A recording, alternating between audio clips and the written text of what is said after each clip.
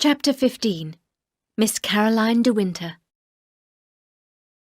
On the day of the ball, Maxim and I had lunch with Frank. My dress and the wig had arrived, and they both looked perfect. Maxim and Frank asked me about my costume, but I told them nothing. The secret made me feel excited and important. "You won't know it's me," I told them.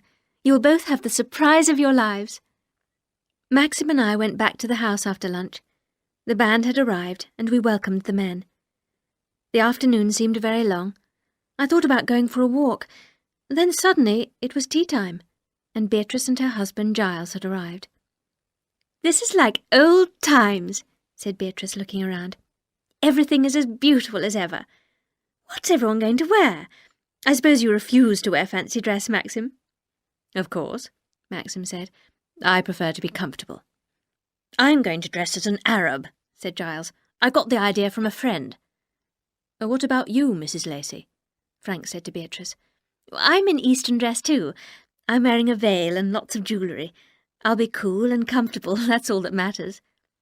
Beatrice turned to me. "And what is our hostess going to wear?" she asked.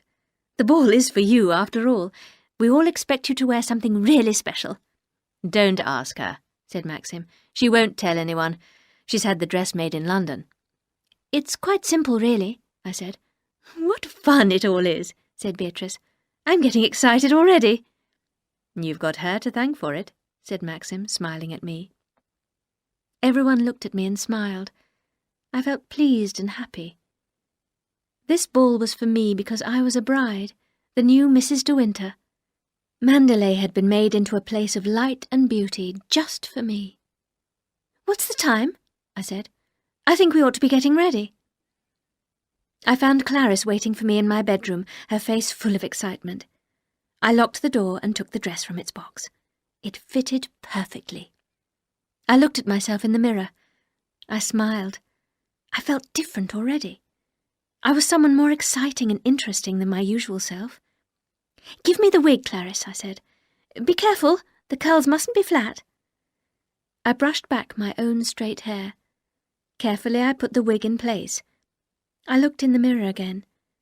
The wig and the tightly fitting dress made me almost beautiful. "Oh, Clarice," I said, "what will Mr. De Winter say?" There was a knock on the door.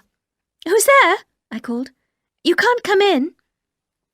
"It's me, my dear," said Beatrice. "Are you ready? I want to have a look at you." "No, no," I said. "You can't come in. Tell Maxim that he can't come in either. I'll come down when I'm ready." I looked in the mirror again. My eyes looked larger, and the curls made a soft cloud round my head. I lifted the skirt of the dress in my hands. "Unlock the door," I said to Clarice. "I'm going down." I stood in the gallery and looked down on the hall below. There was Giles in his white Arab costume. Beatrice was wearing a long green dress, and Frank was dressed as a sailor. Only Maxim was wearing evening clothes. "I don't know what she's doing," I heard Maxim say. "What's the time, Frank? She must be down soon." I looked up at the picture of Caroline de Winter. Yes, her dress was exactly like mine, and she had the same curled hair. The band was playing softly in the gallery. "Beat the drum," I said, "and call out, 'Miss Caroline de Winter.'" The drum sounded. Everyone looked up. "Miss Caroline de Winter!" the man shouted. I stood at the top of the stairs, smiling. I expected everyone to laugh and clap as I walked down the stairs. Nobody laughed. Nobody clapped. They all stared at me without moving. I smiled at Maxim. "How do you do, Mr. De Winter?" I said. Maxim stared up at me. His face was completely white. Something was wrong. Why was Maxim looking like that? He moved towards the stairs. "What the hell do you think you're doing?" he said. His eyes were on fire with anger. "It's the picture," I said. "The one in the gallery." There was a long silence. Still nobody moved. "What is it?" I said. "What have I done?" When Maxim answered, his voice was cold and hard. "Go and take off that dress." It doesn't matter what you wear. Any evening dress will do. Go quickly, before anyone comes." I could not speak. I stood staring at Maxim. "What are you standing there for?" he asked me. "Didn't you hear what I said?" I turned and ran up the stairs. My eyes were full of tears. I did not know what I was doing. The door to the west wing was open. Mrs. Danvers was standing there. I shall never forget the terrible look on her face. It was a look of joy and the most terrible hate. She stood there, smiling at me. Then I ran from her, back to my room, tripping and nearly falling over my long skirt. Clarice was waiting for me in my bedroom. She had heard what had happened. When she saw my face, Clarice started to cry. "It doesn't matter, Clarice," I said. "Help me take off this dress, quickly." "What will you wear, madam?" Clarice asked me. "I don't know," I said. "Leave me alone now. I'll be all right. Go down and enjoy the party. Don't tell anyone what has happened." After Clarice had gone, someone knocked at the door. It opened and Beatrice came in. "My dear," she said, "are you all right?" I put a hand up to my head and took off the wig. "Of course I knew at once that it was a mistake," Beatrice said. "You could not have known." "Known what?" I said, turning to look at her. "Why, about your costume. It was exactly what Rebecca wore at the last fancy dress ball here. As you stood on the stairs, I thought for one terrible moment—" "I ought to have known," I said. I was thinking of Mrs. Danvers. She had planned this. She had known what would happen. "How could you know?" said Beatrice. "But it was a terrible shock to Maxim. He thinks that you did it as a joke. He thinks that is why you kept your dress a secret. But he will understand when you speak to him. I'm going to tell everyone that your dress didn't fit." I did not say anything. "Now, what can you wear?" Beatrice said. "Here, this blue dress is very pretty. Put this on." "No," I said. "I'm not going down." Beatrice stared at me before she spoke. "But, my dear, you must. It will look so strange." I felt very tired. "What does it matter?" I said. Beatrice looked shocked at my words. "Think of Maxim. You must come down for him," she said. I can't,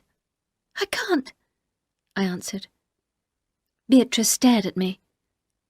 "I must go down now," she said at last. "They will be waiting for me at dinner. I'll tell Maxim you'll be down in a minute, shall I?"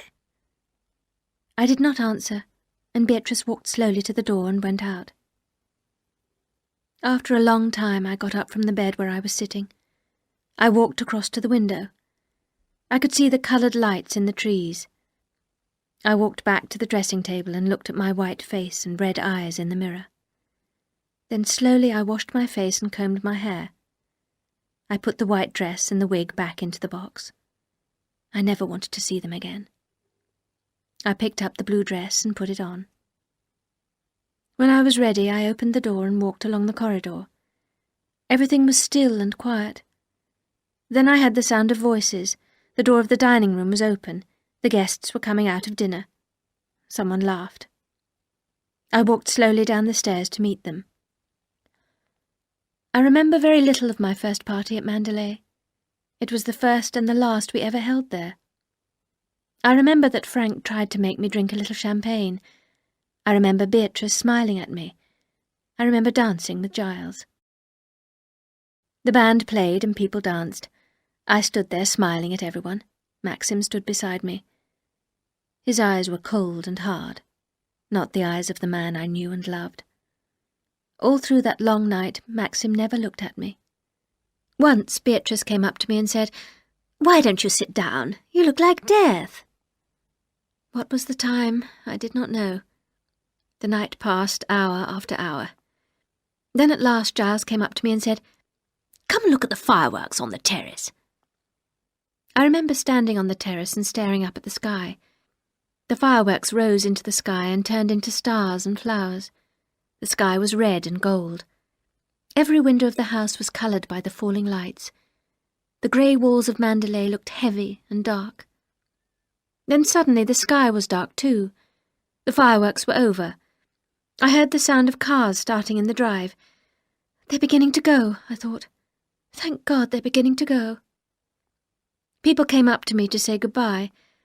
Such a wonderful party, they said.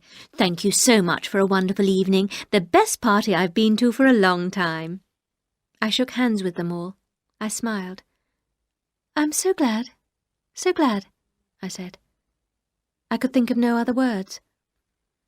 Maxim had gone with Frank to stand in the drive. Beatrice came up to me. Well done, my dear, she said. The ball was a great success. No one had any idea about... You must go to bed now. You look very tired. Have your breakfast in bed. Yes, perhaps I shall, I said. I'll tell Maxim you've gone up to bed, shall I? Yes, please, Beatrice. All right, my dear. Sleep well. I walked slowly into the house. The lights had been turned off. The rooms were empty. I went up the stairs and along the corridor to my room. It was almost light now, and a bird had started to sing. I undressed slowly and got into bed. I lay back and closed my eyes. My body was tired, but my mind would not rest. I wondered how long Maxim would be. The little clock by my bed ticked away the minutes. I lay on my side, watching it. An hour went by, but Maxim did not come.